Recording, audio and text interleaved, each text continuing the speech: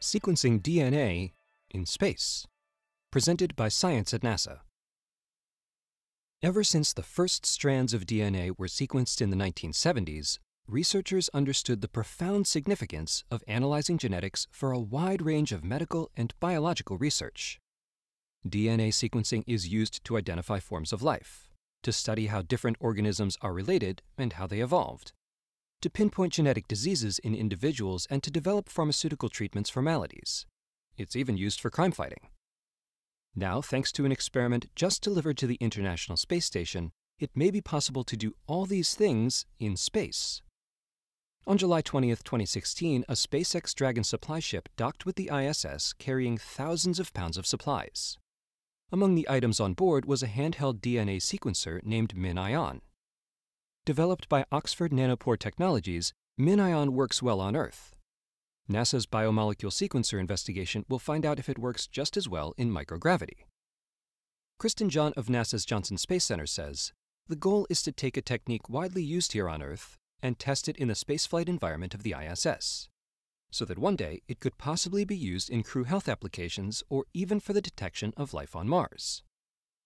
DNA sequencing has never been done in space before, and if the biomolecule sequencer investigation is successful, it could be a big deal. Sarah Castro-Wallace of the Johnson Space Center mentions just a few of its uses. In the past, we've had visible fungi growing on the ISS, and we want to identify that fungi without having to return a sample to Earth, she says. Is it benign or something to be concerned about? Knowing what it is, the microbiologists can recommend how best to deal with the issue. As a self-contained spacecraft, the ISS slowly and inevitably collects microbes carried on board by astronauts, on the surfaces of supplies, inside foodstuffs. It's a bit of a microbial zoo. A DNA sequencer can help identify those microbes, as well as testing the cleanliness of air and water. Castro-Wallace says about 85% of the water on station is recycled, from urine, condensate, sweat, everything. Is it being processed to where it's microbially clean? We want to know in a more real-time way if that water processor is working. Principal investigator Aaron Burton of the Johnson Space Center notes that astronauts themselves could benefit from sequencing. You can look at DNA for permanent changes, what spaceflight is doing to your DNA long-term, but also looking at the RNA, you can see how the human body or other organisms are reacting in real time.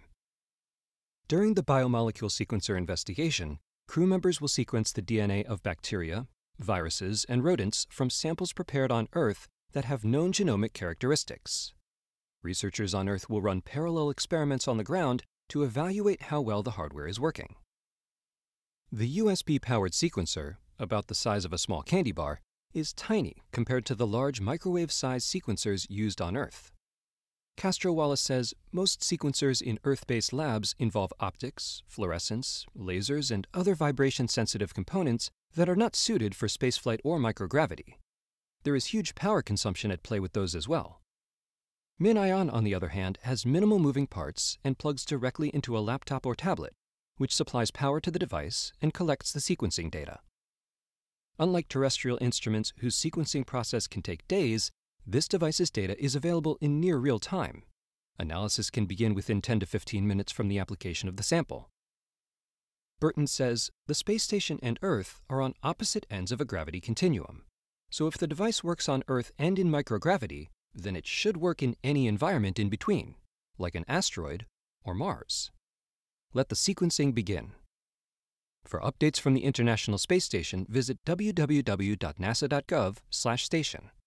For more on science on Earth, in Earth's orbit, and beyond, visit science.nasa.gov.